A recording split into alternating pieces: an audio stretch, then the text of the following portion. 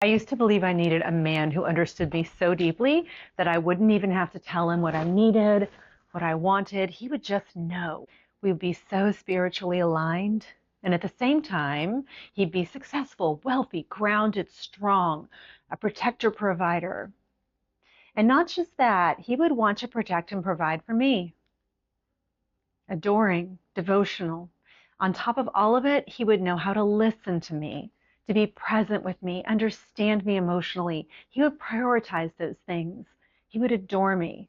And all I had to do was just be myself, receive it all. It sounds so good, and I'm not here to destroy any manifestations or visions for your best love. You can have whatever you want. But I'm going to say this. We live in a 3D world. Men are providers and protectors instinctually. They're not here to be our girlfriend. They're not here to be the mother we didn't have. They're not here to be our spiritual guru. There may come a point when you really do the healing work, you realize some of your needs are not meant to be met by just one man. You build a full life. You have friendships, sisterhood, community, passions, spiritual work, your own divine purpose. He becomes a part of your life, but not the source of all your joy. You may also realize something uncomfortable. The men you have a lot of chemistry with are not always the men who understand you perfectly. The man who grounds you, who is clear, logical, strong, maybe a man of few words.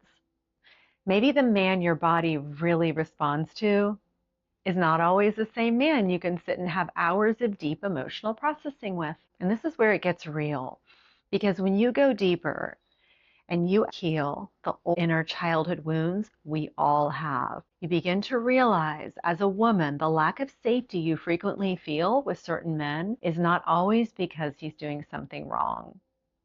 It's frequently coming from your own inner child wounding. When you come from that place, the man you feel safe with and emotionally connected to might look a little different than the man you're really attracted to and can have a long-term committed successful relationship with.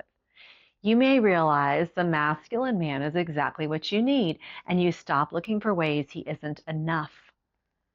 In early dating, it becomes much easier to discern if this man truly doesn't meet your non-negotiables, or if this is an inside job, a trigger, something in you that still needs to be healed. To step into your queenship, you'll be able to feel the difference. The difference between something that's yours to heal, something that's on you, and something he genuinely cannot be. Your needs begin to shift, and they become aligned with what is actually good for you, good for your what I call your higher self, and your life, not what's trying to fill a hole inside of you that was never his job to fill. This is why the healing is essential.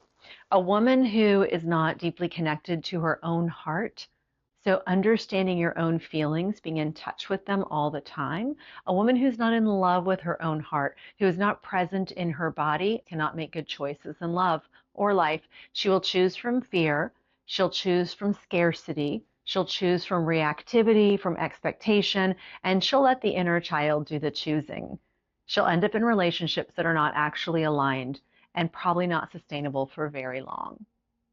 She'll live in a state of fear and scarcity without even realizing that's where her choices are coming from. This is the work I do. I help women come back to their authentic heart, their beautiful body. I help women reclaim their sensuality, to hear their feminine soul clearly and to trust it and follow it, stepping into a life that is truly abundant. And I don't mean performative abundance. I mean abundance that truly fills you up, that brings you happiness and joy, that brings you support from women and men, that brings you clarity, discernment, where you know yourself so deeply that the world begins to open to you. This is the work.